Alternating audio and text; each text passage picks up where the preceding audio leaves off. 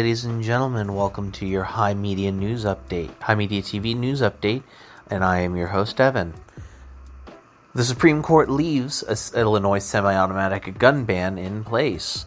Two lower courts have upheld the law, and Thursday's Supreme Court action marked the second time in 6 months that justices have declined to intervene.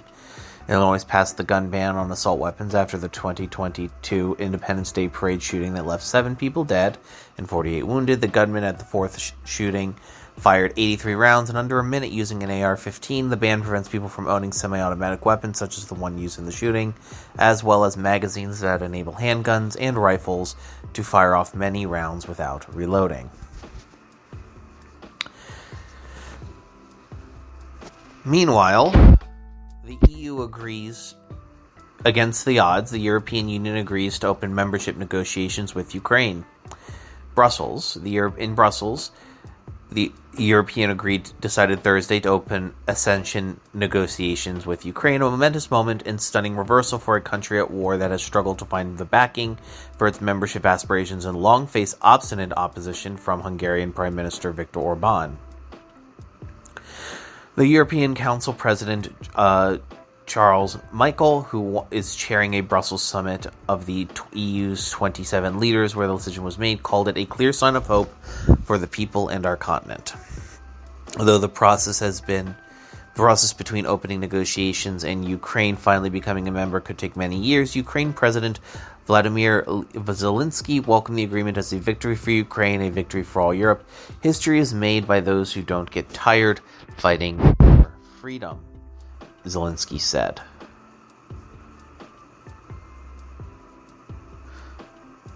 Meanwhile,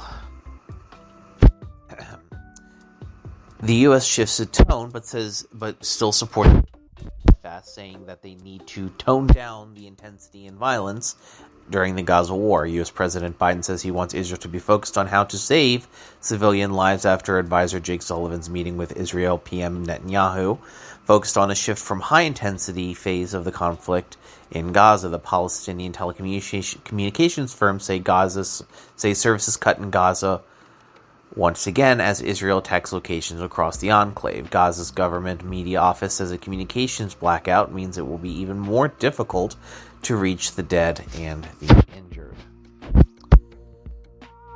Lastly, the House adjourns for the holidays, delays recess work on immigration deal.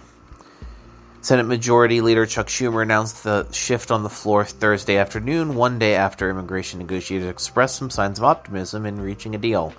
Over the last few days, negotiations on a path forward to getting national security supplemental done have made good progress. As I've said, if we believe something is important and urgent, we should stay and get the job done, Schumer said. That is certainly the case with the supplemental. It is important. It is urgent.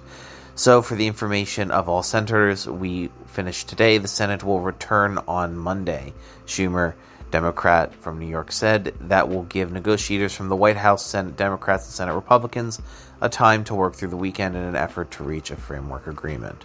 Senate Republicans say an immigration deal is critical to unlocking their votes for passage of U.S. aid to Ukraine and Israel, which is a high priority for President Joe Biden. Schumer says that the Senate hopes to act as soon as we are ready to move forward on the supplemental. Some Democrats hope that the chamber can pass it next week, but that would be a steep hill to climb as negotiations have yet to agree on the same framework. Ladies and gentlemen, thank you so very much for listening to your update.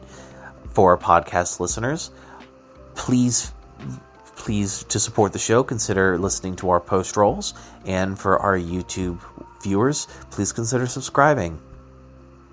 Numbers go burr. Thank you so much for listening. Have a wonderful rest of your day.